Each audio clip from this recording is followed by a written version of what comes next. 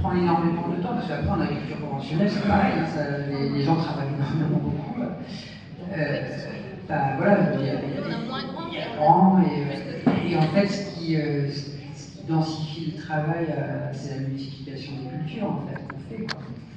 Et c'est une répartition des risques, c'est réussir à casser les différents cycles de culture, les cycles des maladies. Donc c'est ça qui ramène qui fait qu'on y passe beaucoup de temps, mais de toute façon, enfin, on sait quand on va quand on s'oriente vers le métier d'agriculteur, il y a une grosse charge de travail. On s'arrête, je sais pas quoi, mais ça arrête 2 semaines dans l'année, au maximum. Ouais, 2 semaines. Parce que maintenant il y a les enfants, alors 2 semaines. Et c'est vrai que tous les étés, moi je pars pas en vacances avec les enfants, par exemple. Enfin, c'est des détails, mais ça c'est pas dans son même état. Mais voilà. Mais oui, il y a des grosses périodes de travail, d'intervention. Ça a toujours été dans le milieu agricole, quoi, je dirais. Je pense à des trucs, là, je prends des notes.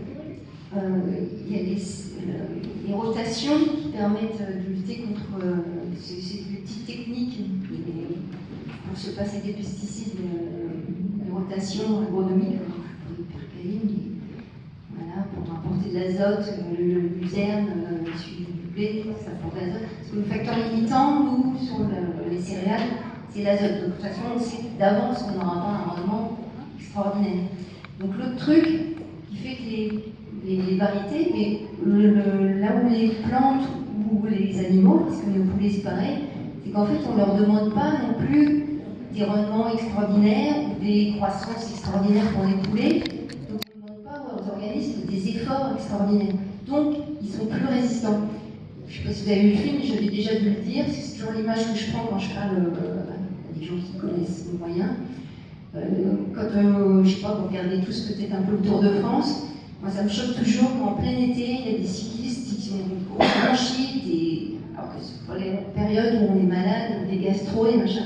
Parce qu'en fait, eux, ils font des efforts très très durs, les organismes sont vachement sollicités. Et c'est la même chose pour des plantes, si on veut qu'elles fassent des rendements très élevés.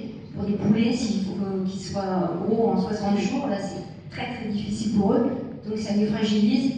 Ils peuvent être malades.